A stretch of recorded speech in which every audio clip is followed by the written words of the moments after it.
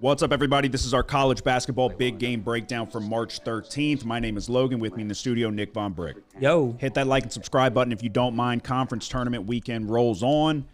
We're on to Friday. A lot of the top-tier teams are getting into play. We saw them today with Arizona was playing. A lot of guys are getting in action. Houston was playing. Tomorrow you have a lot of the SEC. They always start a day later and finish on Sunday, but a lot of high-quality games on the horizon. We're going to try to find a way to make some money. It's been, not to cry over spilled milk, but it's been a frustrating start to conference tournament week. I've just been kind of win one, lose one, giving one back each time. We got to the window with Seton Hall -2.5.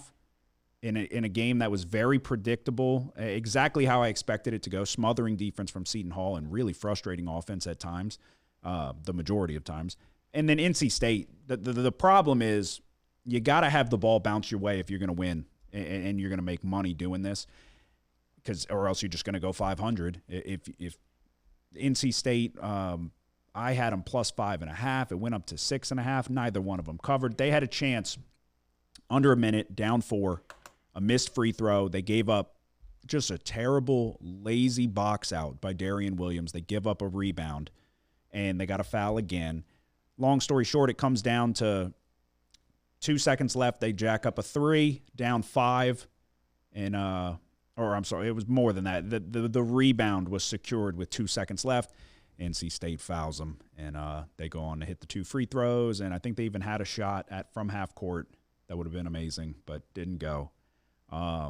Just a really frustrating loss on a game that I felt like we should have had. I think NC State was either up 1 or down 1 at halftime, but they started out really well and just couldn't get there. And then the day before, you had Cincinnati. The day before that, I had Cincinnati.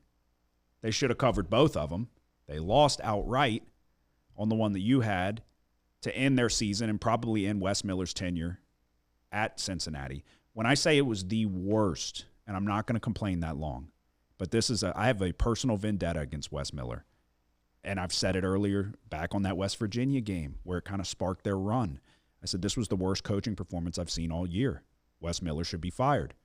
I'm going to double down and say that was not the worst. What we saw against UCF was the worst coaching performance I have ever seen in a final 1 to 2 minute stretch of the game.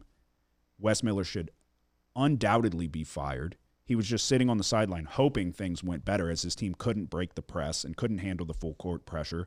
You saw Day Thomas with a horrible turnover, and then you see who's the other one? I'm blanking on his name. The crazy name. Jizzle James. Jizzle James, yes. Then you see Jizzle James get a 10-second violation because instead of crossing half court, he decides to run parallel with the half court line. Halfway on it, halfway off. Or on the other side. And they get a 10-second violation. They just melt down the stretch. No timeouts. No, they eventually call a timeout, draw up an inbounds play, and it results in an immediate turnover. Wes Miller's a clown. That's the best thing I can say about Wes Miller. He deserves to be fired immediately. We had the Kentucky game, -7.5. They're up 15 or they're up 12 late in the game, and just can't get there. So enough crying over spilled milk. I got it out of my system. Well, you had other ones as well. You had Merrimack, right?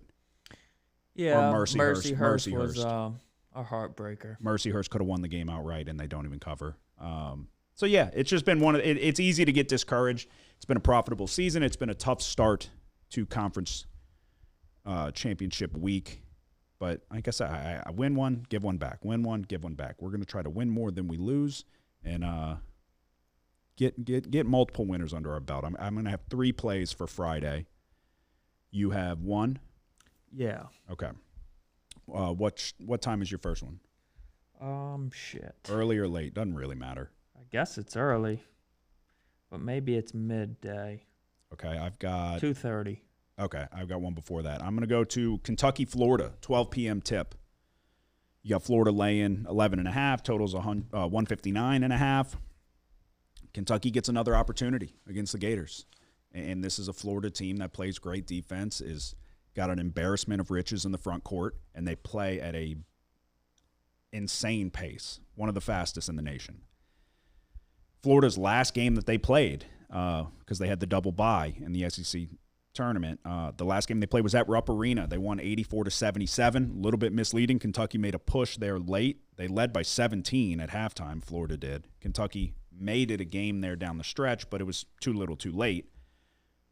Like I said, Florida has more size than nearly anyone in the country. Kentucky at least has Moreno, the 7-footer. You got Garrison. You've got some size. You don't have enough size to match up with Florida, but you have some.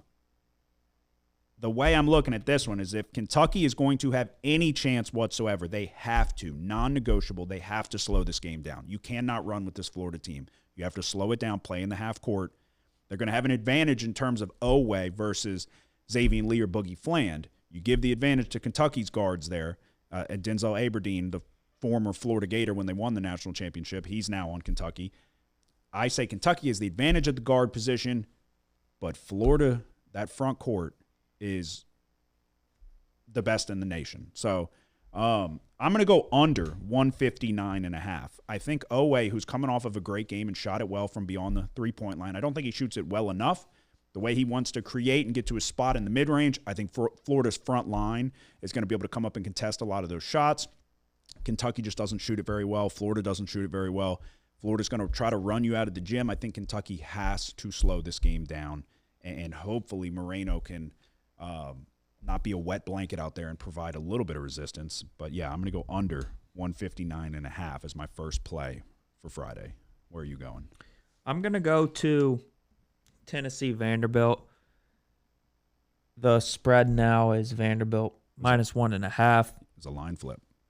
Yep. The point total's taking some money too. It's up to 148.5. They split the regular season series. In the first matchup, Tennessee prevailed, and the game kind of went the way they wanted it to. It was a little bit of a slow-paced game, and in the second matchup, it was the exact opposite, right? Vanderbilt won in a game that ended up going into the 80s for both teams, and that was just a week ago. Tennessee today trailed against Auburn for most of the game, and then they kind of smothered them there down the end and pulled it out. The interesting thing here is what makes this game even a close matchup is the way Tennessee can rebound the ball offensively. They're the number one team nationally in offensive rebounding rate, and it's kind of what propels their otherwise lethargic offense. I wonder if this is Tennessee's back-to-back games here. I wonder if the pace of Vanderbilt here isn't a problem late. So we're going to lay 1.5 points with Vanderbilt and in hopes that the pace kind of is too much for Tennessee here. Yeah, I think that's Vanderbilt's path to success, and you see money come in, and it's the lines flipped. The scoring options for Tennessee. I looked at that Auburn game versus Tennessee for a while there, and I kind of leaned Auburn, but I don't trust Auburn, so I didn't touch it, and for good reason. Auburn controlled that game for 3/4 of it, and then Tennessee went on. I don't know what it was. I don't quote me on it, but it was like a 15-0 run or 15-1 run at one point, maybe even more than that, and just broke the will of Auburn. So. Got to move on from Bruce Pearl's son. That was a failure. This Auburn team's not good, and that's why they're going home. And I don't think that they deserve to be in the tournament, to be honest with you. But yeah, the reason why I was considering them is I just don't trust this Tennessee offense. But I think certainly Vanderbilt's path is to get out and run. And the way Tennessee rebounds, it's the only thing. It's so good that it makes up for the fact that they're, like you said, lethargic is a nice way to put it on offense. All right, my second one. We are going to go to the Big Ten quarterfinal, Wisconsin taking on Illinois. The Illini are laying 8.5. Total sits at 154.5. Wisconsin got off to a dominant start against Washington, but then the Huskies made it a game there late. It was a 3-point win for Wisconsin. The Badgers got dominated on the glass, which is not what you're looking for if you're about to play an Illinois team, the biggest team in the country. The first meeting, though, was a 92-90 road win for Wisconsin in overtime. Blackwell and Boyd, the two guards, combined for 49 points. They scored the they do the bulk of scoring for Wisconsin. Nolan Winter, the third leading scorer, is still hurt for the Badgers. What's key in that first matchup against Illinois, he had 11 rebounds. Nobody else had more than 5 in that first meeting. So he didn't do it much in the scoring department because Blackwell and Boyd were kind of going off, but he contributed mightily on the glass. So you're going to be missing that. What we're going to do here is we're going to go over 154.5, though, because I've said it like a broken record, and I have a futures bet on Illinois. I don't like the way they guard the perimeter.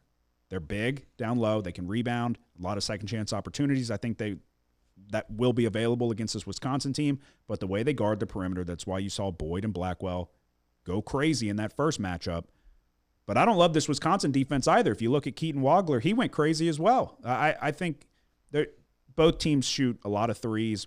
Illinois plays at a snail's pace, but they're so efficient on offense, they make up for the lack of tempo. And then Wisconsin, their path is going to be to kind of run and gun and get you, at least again in this matchup, and get you out in the open floor and running, and they shoot a ton of threes. And Blackwell's coming off of an incredible game. I'm going to go over 154.5. It just feels too light. I understand it's a neutral. This should be closer to 160, in my opinion. I understand it was 92-90. It was overtime. But there's a lot of shot makers on the floor and a lot of size for Illinois that I expect second chance opportunities. We're going over 154.5 as the second play for Friday. I'll make it known, just to go ahead and jinx myself. I think what did I say? I'm 9-1 betting totals this year. I don't do it often. 8-1, I think, I think 8-1 of those is betting the over. So typically I bet unders. This year we've been looking at overs. I mentioned it to you, but off air, my theory is that the game is clearly, for a lot of these programs, moving towards an NBA style game. A lot of threes and fast pace, and I feel like a lot of these cases the number's just too low. So we've uncharacteristically bet a ton of overs this year. I think we're 8-1, maybe even 9-1. I could get you the exact number, but take that for what it's worth. May throw a jinx into the mix, and then I have one more play. You have just the one, correct? Yeah. Okay. My last play is going to be VCU taking on Duquesne in the Atlantic 10 quarterfinal. The last time these two met, it was a 13-point road win for VCU. VCU got to the free throw line 31 times. It's a team in VCU that ranks 11th in free throw attempts per game. They're very good at getting to the line. Matched up against a Duquesne team that ranks 304th in opponent free throw attempts per game. They foul a lot, send their opponent to the free throw line a lot, matched up with a VCU team that is very good at getting to the line. Like I mentioned, 31 times they got there in the first meeting or the previous meeting. I think it's just a good matchup for VCU. I think 8.5 points is too light of a number. I think this should be closer to double digits, so I will go ahead and take VCU minus 8.5 as my third and final play for Friday. So to recap, I am going to go Kentucky, Florida, under 159.5, Wisconsin, Illinois, over 154.5, and VCU minus 8.5. I just have one play, Vanderbilt minus 1.5. There you go. That is our best bets for Friday. Like I said before, if you can hit that like and subscribe button, it is the best way to help us out. Selection Sunday is almost here. We're about to have a brand new bracket. But before that, we got a lot of quality basketball ahead. Do you have anything to say before we go? Nope. Good luck.